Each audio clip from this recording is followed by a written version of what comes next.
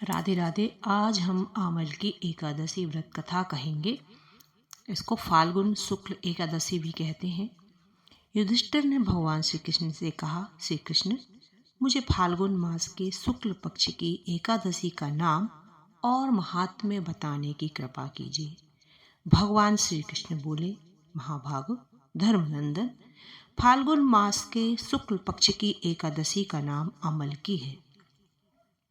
इसका पवित्र व्रत विष्णु लोक की प्राप्ति करने वाला है। राजा मंधाता ने भी महात्मा वशिष्ठ जी से इसी प्रकार का प्रश्न पूछा था, जिसके जवाब में वशिष्ठ जी ने कहा था, महाभाग भगवान विष्णु जी के थूकने पर उनके मुख से चंद्रमा के समान कांतिमान एक बिंदु प्रकट होकर पृथ्वी पर गिरा। उसी से आंवले का महान वृक्ष उत्पन्न हुआ, जो सभी वृक्षों का आदिभूत कहलाता है। इसी समय प्रजा की सृष्टि करने के लिए भगवान ने ब्रह्मा जी को उत्पन्न किया और ब्रह्मा जी ने देवता, दानव, गंधर्व, यक्ष, राक्षस, नाग तथा निर्मल अंतःकरण वाले महर्षियों को जन्म दिया। उनमें से देवता और ऋषि उस स्थान पर आए जहाँ विष्णु प्रिय आमलक का वृक्ष था। महाभाग उसे देखकर देवताओं को बड़ा विस्मय हुआ, क्योंकि उस वृक्ष के बारे में ये नहीं जानते थे। उन्हें इस प्रकार विस्मित देख आकाशवाणी हुई, महर्षियों, यह वृक्ष आमलक का वृक्ष है, सर्वश्रेष्ठ है, जो विष्णु जी को प्रिय है। इसके स्मरण मात्र से गोदान का फल मिलता है। स्पर्श करने से इससे दुगना फल, भक्षण करने से तिगुना पुण्य प्राप्त होता है। यह सब पापों को हरने वाला वैष्णव वृक्ष है। इसके मूल में विष्णु, उसके ऊपर ब्रह्मा, स्कंध में परमेश्वर भगवान रुद्र, शाखाओं में मुनि, टहनियों में देवता, फलों में वसु, फूलों में मरुद्रण तथा फलों में समस्त प्रजापति वास करते हैं। आमलक सर्वदेवमय है, अतः विष्णु भक्त पुरुषों के लिए यह परम पूज्य है। ऋषि बोले, आप कौन हैं? देवता है या कोई और? बताइए। पुनः आकाशवाणी हुई, जो संपूर्ण भूतों के कर्ता और समस्त भवनों के स्पष्टा है, उन्हें विद्वान पुरुष भी कठिनता से देख पाते हैं। मैं वही सनातन विष्णु हूँ। देवाधिदेव भगवान विष्णु का यह कथन सुनकर वे ऋषिगण भगवान की स्तुति करने लगे। इससे भगवान श्री हरि संतुष्ट हुए और बोले, महर्षियों, तुम्हें कौन सा अभीष्ट वरदान दूं? ऋषि बोले, भगवान, यदि आप संतुष्ट हैं तो हम लोगों के हित में के लिए कोई ऐसा व्रत बतलाइए जो स्वर्ग और मोक्ष रूपी फल प्रदान करने वाला हो। श्री विष्णु जी बोले, महर्षियों, फाल्गुन मास के शुक्ल पक्ष में यदि पुष्य नक्षत्र से युक्त एकादशी हो तो वह महान पुण्य देने वाली और बड़े बड़े पातकों का नाश करने वाली होती है।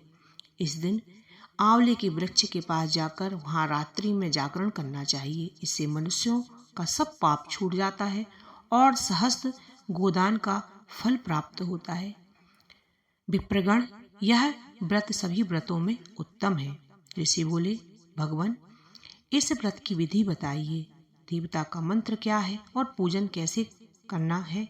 उस समय स्नान और दान कैसे किया जाता है? भगवान श्री विष्णु जी ने कहा, द्विजवरों, इस एकादशी को व्रती प्रातःकाल दंत धावन करके यह संकल्प करे कि हे पुंडरीकाक्ष, हे अच्युत, मैं एकादशी को निराहार कर दूसरे दिन भोजन करूंगा। आप मुझे शरण में रखें। ऐसा नियम लेने के बाद पतित, चोर, पाखंडी, दुराचारी, गुरु पत्नीगामी तथा मर्यादा भंग करने वाले मनुष्यों से वार्तालाप न करें। अपने मन को बस में रखते हुए नदी में, पोखरे में, कुएं पर अथवा घर में ही स्नान करें। स्नान के पहले शरीर में मिट्टी लगाएं। मृत्तिका लगाने का मंत्र, अश्वकांते रथकांते विष्णुकांते वसुंधरे मृत्तिके हर में पाप जन्म कोट्याम समर्जितम।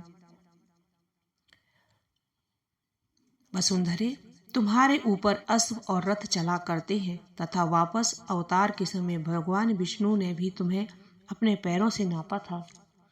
मृत्तिक, मैंने करोड़ों जन्मों में जो पाप किए हैं, मेरे उन सब पापों को हर ले। स्नान का मंत्र, त्वम मातः सर्वभूतानां जीवनं तत्तु रक्षकम् स्वेद ज्योति जजजीतानां रसानां पते नमः स्नातोऽहं सर्वतीर्थेषु हृदयाश्रवणेषु च नदीषु देवतातेषु इदं स्नानं तु मे भवेत्। जल की अधिष्ठात्री देवी मात, तुम संपूर्ण भूतों के लिए जीवन हो, वही जीवन जो स्वदज और उद्दज जाति के जीवों का भी रक्षक है। तुम रसों की स्वामिनी हो, तुम्हें नमस्कार है। आज मैं संपूर्ण तीर्थों, कुंडों, झरनों, नदियों और देव संबंधी सरोवरों में स्नान कर चुका। मेरा यह स्नान उक्त सभी स्नानों का फल देने वाला हो। विद्वान पुरुष को चाहिए कि वह परशुराम जी की सोने की प्रतिमा बनवाए। प्रतिमा अपनी शक्ति और धन के अनुसार 1 या आधे मासी स्वर्ण की होनी चाहिए। स्नान के पश्चात घर आकर पूजा और हवन करें। इसके बाद सब प्रकार की सामग्री लेकर आंवले के वृक्ष के पास जाए।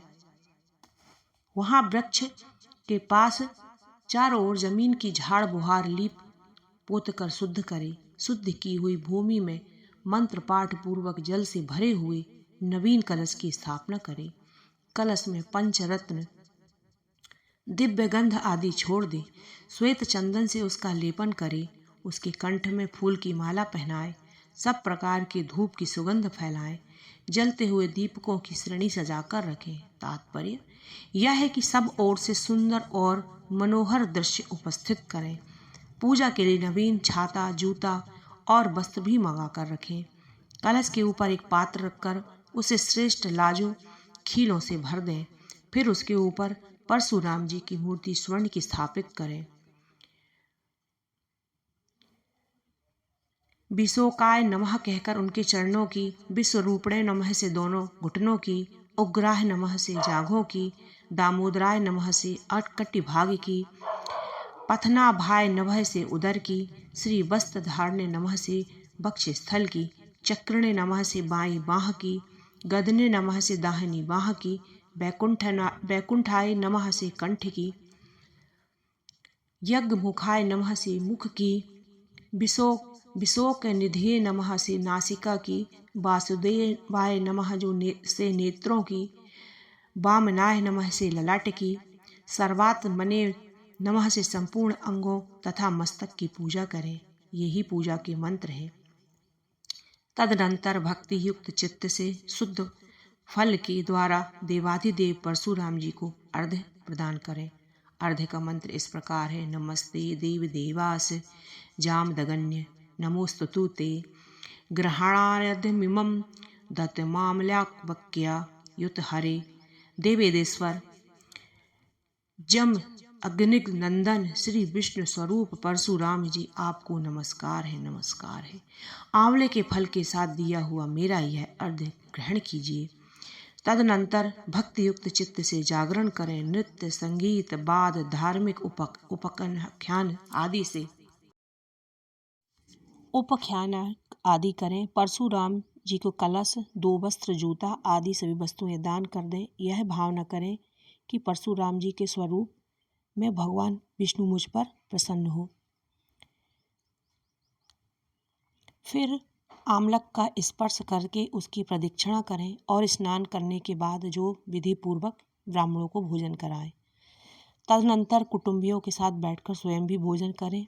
संपूर्ण तीर्थों के सेवन से जो पुण्य प्राप्त होता है तथा सब प्रकार के दान देने से जो फल मिलता है वह सब उपयुक्त विधि से हमें प्राप्त होता है। बोलो आमल की एकादशी की जय। बोलो विष्णु भगवान की जय। बोलो श्री राधे राधे।